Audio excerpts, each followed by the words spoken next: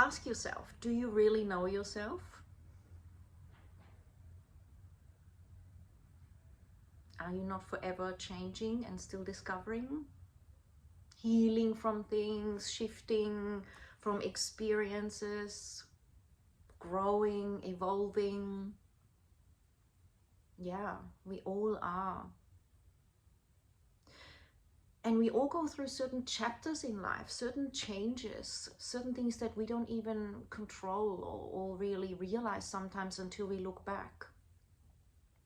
And there are certain times in our lives where certain personality aspects are expressed more than others, or where certain things agitate us more, certain things come to, or certain things push us more, certain times when you really want to, get your career going, or really want to go inwards and meditate and be on the spiritual path, or where you want to be quiet, or where you want to be active and out there, and you really want to be in a relationship perhaps, and another time you really don't. And sometimes when you're really committed to your growth, and other times when you just want to be out there and be in the matrix and just do the other things that are not so much around growth. And sometimes, you just want to lie in bed and read books. Other times you just want to travel. Sometimes you want to do all of it. Sometimes, so do we really know what we're going to be like next?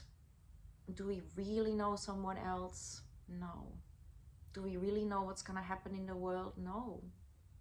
But I've noticed that a lot of people want to tell us about that, because somehow, as part of our need to have safety, we crave those answers. We somehow unconsciously crave the idea that if we know the economy is going to go here or there, or I'm going to meet my soulmate, or my health is going to be better, or I'm going to get pregnant, or I'm going to blah blah blah, somehow we feel we can relax. And it's true, that's the placebo effect, and it helps when the body relaxes. These things, like perhaps conception or being financially successful, it's gonna happen more easily because we're in a better space. And that's where nobody knows how much of that stuff is actually placebo, or just, again, we create, because what we believe and what we focus on are the things we end up seeing, and are the things we end up magnetizing and drawing to us. Remember, if you are looking to buy a particular red sports car, as an example, or green,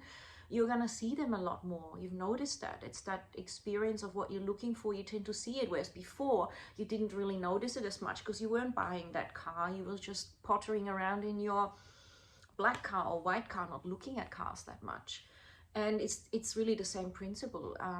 So if you go and listen to a fortune teller, or some sort of a reporter, or someone that claims that this and that will happen, it can make you feel secure, and you end up doing it, and you don't realize that, a bit like in the Matrix, you get told what you need to know in order to create what you need to create, and it all works together. You can't separate it. It's all going to happen anyway, whether you do it this way or that way. It's part of that mix. So I just wanted to mention this so that we can think about, what do we really know? What would we prefer to know? What would we prefer to believe? Does that work for us? Do we prefer to be open-minded and enjoy reflecting on what else is possible, and what feels really good? What is something that maybe I've been ignoring and makes me feel alive? Or does it feel better to dwell in the past and to, I don't know, feel resentment or blame or guilt? It all has its place as part of a processing of grief. But what feels good? Sometimes when people realize that, they just drop everything. They just drop that past and say, what am I doing? I'm the only one hanging on to that stuff. And I'm blocking myself from feeling the joy of this moment. How amazing. And that's why I'm here chatting, because it might be just what you needed to hear today. Enjoy that, contemplate if you really know yourself, your partner, your family, your kids, the world, because we actually don't. And let's not pretend that we own them, or that they own us, or that they should be a certain way. And setting yourself free in the same breath. What a wonderful place to be. That's real authentic meeting then. And I love that. Letting that come forth, the things that we felt we had to hide because someone wouldn't love us or judge us, or or because it didn't feel safe because of something we read in the Bible or some scripture or some sort of book of you know, superseding power and authority. So being authentic, because you know what, if we block something, we end up harboring it and it will come out in other ways. If we meet it, it might just dissolve, or it might just be part of your divine expression in this life, to reflect that for others, to reflect it for yourself, to just dance with this experience and know what it's like, to decide if that works for you, to decide if you want to drop it, to decide whether you're limiting yourself with it or empowering yourself, just having fun with it.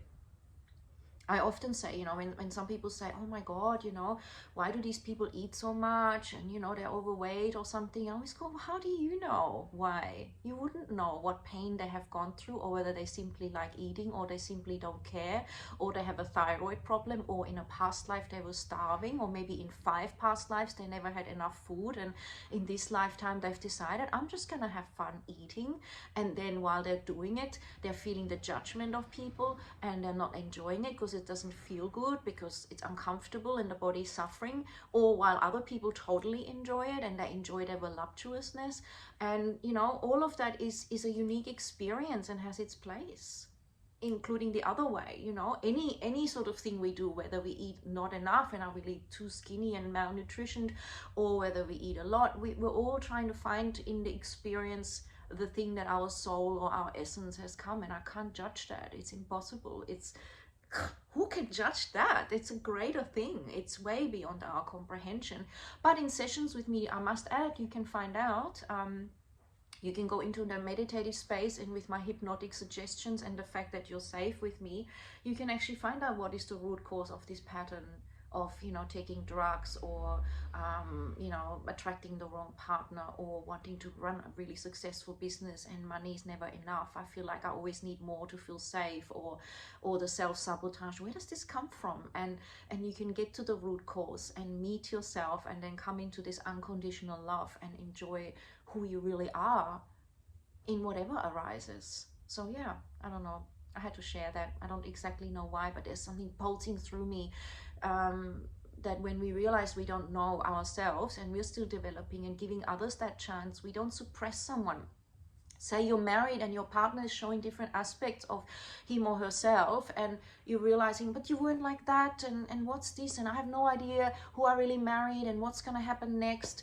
Instead, you go, wow, this is, did you know that this was something passionate in you? Were you aware of this? And wonder where that's gonna take us. You know, there's no guarantees, and you can either enjoy the discovery and go for the ride, and it might even make your relationship better, or you can, you know, decide, wow, well, you know, I'm not comfortable with that, and we might have to talk about it, or where's this going, and just giving it that chance to develop, and not to suppress it in somebody, and to realize also, why are you resisting it? What is it threatening in you? Do you really want your relationship to be stagnant and predictable? Or are you happy to notice your partner, to explore what is arising? Because suppression just doesn't work. Letting them sit in it and questioning it is really powerful.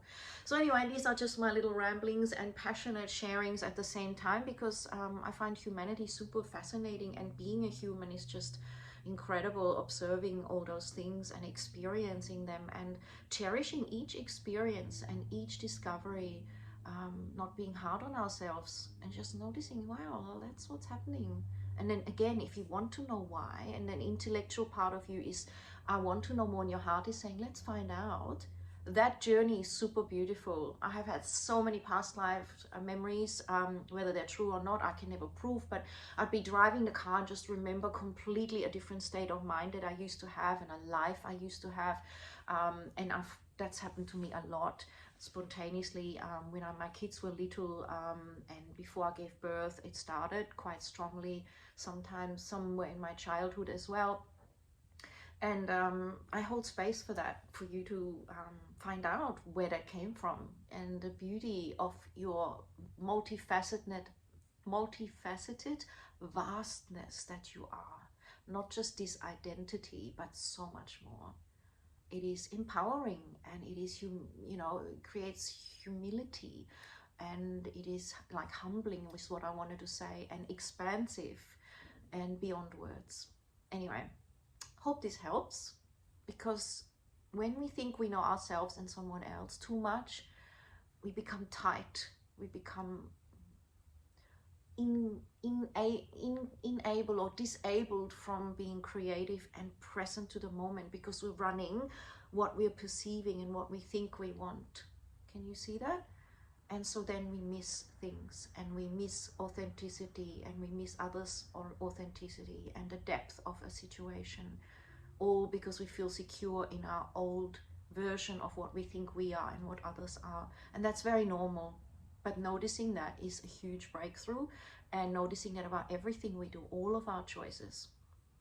Is it scandalous to get a divorce? Is it scandalous to keep running a business? Is it scandalous to, you know, just take a trip to the desert? What is it? Where am I limiting, and where have I got beliefs, and which ones can I challenge and expand beyond? And what if those thoughts were actually guidance? What if they come up? So journaling on it, doing some introspection to find out if it's actually even your thoughts or whether it's someone else's you've picked up on.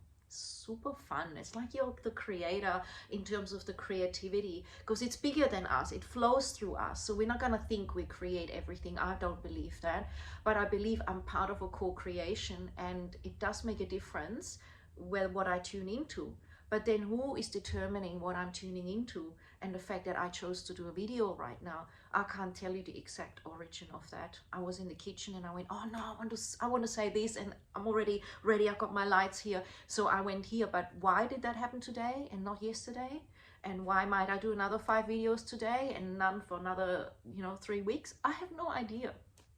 But I can flow with my joy and my truth and my authenticity. And that's how I like to show up. And before that, I've just been inwards for a while, and I've also been enjoying being here in St. Kilda and exploring so many amazing places and having a little adventure, and also seeing my husband and how he's navigating life and how we are taking our relationship, our romance, our connection, and noticing things changing, and the beauty of it and the shifts, and just the learning, the constant learning and exploration. Incredible. Meeting new people, honoring myself, staying in or going out, enjoying the sun and the ocean and the palm trees and the markets down the street, or the trams or the yoga class.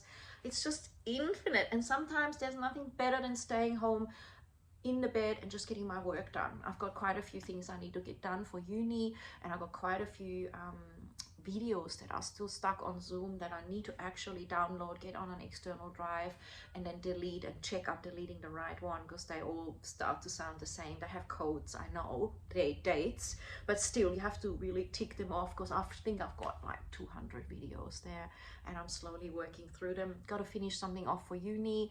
And yeah, sometimes my mood is to stay home and just get it done, and other times it's the last thing on my mind, and I take an adventure. I go to yoga, I catch a tram, I ring a friend, I meditate, I cook dal, whatever it is, make a vegetable dish.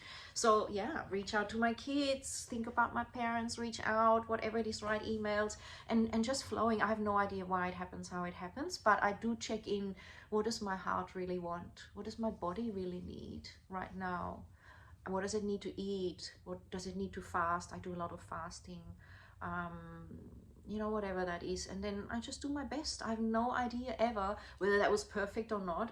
I believe it's perfect because that's how it is. That's it. That's it. If we don't think that way, we'll go nuts. Accepting whatever happened was perfect because it happened. That's it, really, in that moment. And now that we know differently, we can shift it and rephrase it and learn from it if there was something to learn. Great. Have a wonderful day. Ciao for now.